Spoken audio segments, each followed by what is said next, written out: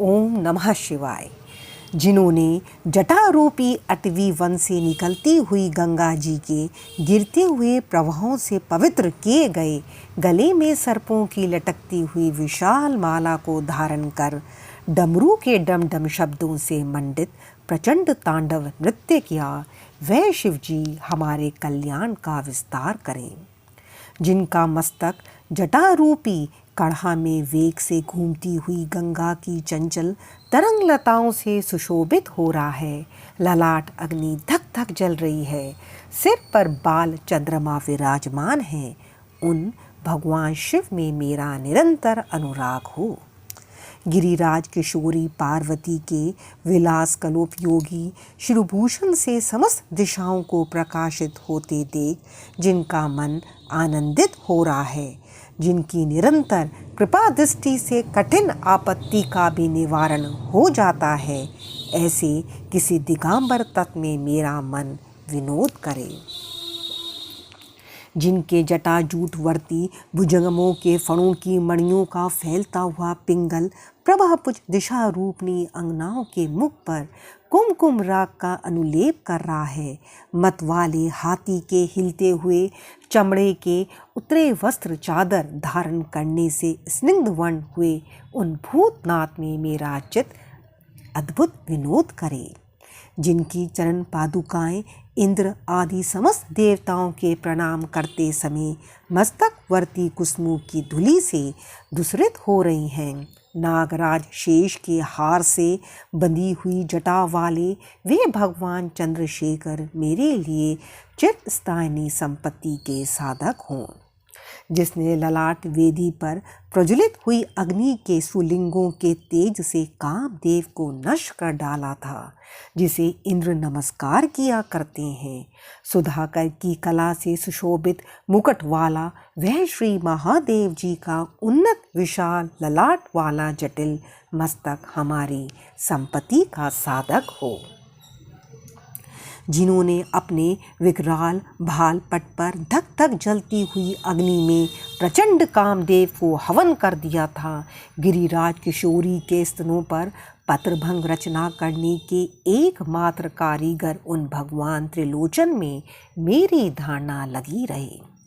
जिनके कंठ में नवीन मेघमाला से घिरी हुई अमावस्या की आधी रात के समय फैलते हुए दुरहा अंधकार के समान शामता अंकित है, जो गज चर्म लपेटे हुए हैं, वे संसार भार को धारण करने वाले चंद्रमा के संपर्क से मनोहर कांति वाले भगवान गंगाधर मेरी संपत्ति का विस्तार करें। जिनका कंठ देश खिले हुए नील कमल समूह की शाम प्रभा का अनुकरण करने वाली हरने की सी छवि वाले चिन्ह से शोभित है, तथा जो कामदेव त्रिपुर भव संसार दक्ष यज्ञ हाथी अंधकासुर और यमराज का भी उच्छेदन करने वाले हैं, उन्हें मैं भजता हूँ। जो अभिमान रहित पार्वती की कला रूप कदम्ब मंजरी के मकरंद स्तोत्र की बढ़ती हुई माधुरी के पान करने वाले मधुप हैं, तथा कामदेव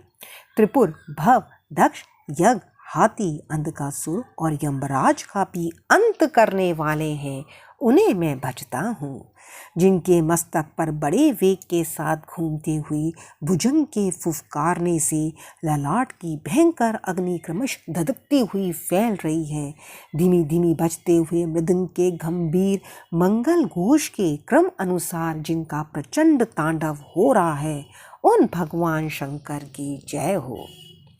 पत्थर और सुंदर बिछोनों में सांप और मुक्ता की माला में बहुमूल्य रत्न तथा मिट्टी के ढेले में मित्र या शत्रु पक्ष में तर्ण अथवा कमल लोचना तरुणी में प्रजा और पृथ्वी के महाराज में समान भाव रखता हुआ मैं कब सदाशिव को भजूंगा। सुंदर ललाट वाले भगवान चंद्रशेखर में दच्चित हो अपने कुविचारों को त्याग कर गंगा जी के तटवर्ती निकुंज के भीतर रहता हुआ सिर पर हाथ जोड़ डबडबाई हुई विवल आँखों से शिव मंत्र का उच्चारण करता हुआ मैं कब सुखी होऊंगा।